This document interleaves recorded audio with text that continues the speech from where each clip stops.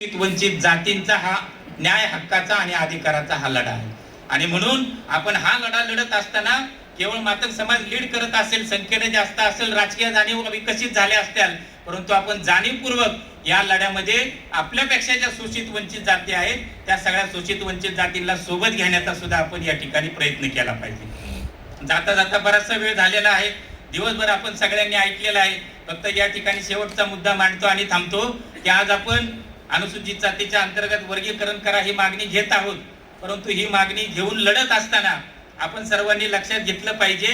की या ठिकाणी महाराष्ट्र सरकार जे अनुसूचित जातीचं जे बजेट असतं तर त्या अनुसूचित जातीचं जे बजेट आहे तर ते बजेट कशा पद्धतीने पळवलं जातं यावरती सुद्धा आपल्या सर्वांना लक्ष द्यावं लागेल। दर महिन्याला बातमी येते, या महिन्यामध्ये 400 कोटींची तरतूद लाडक्या बहिणीसाठी केली, या महिन्यात 300 कोटींची तरतूद लाडक्या बहिणीसाठी केली। तर मला या ठिकाणी आपण सर्व कार्यकर्ते आहोत, या ठिकाणी सांगायचं आहे की महाराष्ट्र सरकारने जो अनुसूचित जातीच्या हक्काचा पैसा आहे तर त्या हक्काचा पैसा जवळपास 3,500 कोटींची तरतूद ही चालू आर्थिक वर्षामध्ये लाडक्या बहिणीसाठी केलेली आहे आणि तो दर महिन्याला पैसा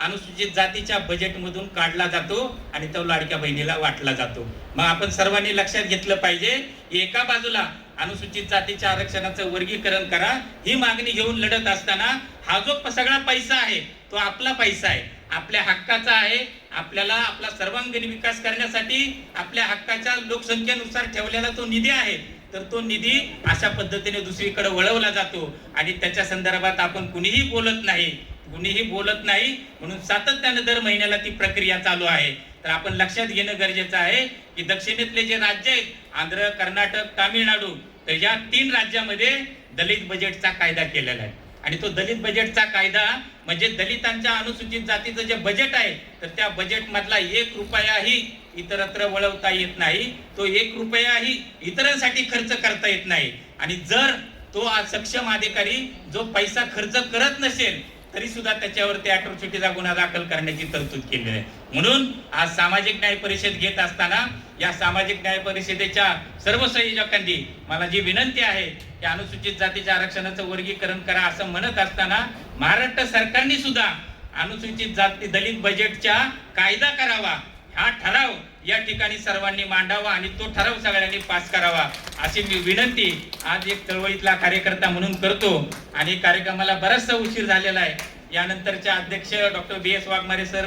बोलणारच आहे, त्या संदर्भात ते सगळं सविस्तर विवेचन करतील। आपण सर्वांनी बोलवलं, उशीर झाला असताना सुद्धा मला सर्वांनी ऐकून घेतलं, त्याबद्दल सर्वांचे आभार मानतो आणि या ठिकाणी थांबतो। जय भीम, जय लवजी।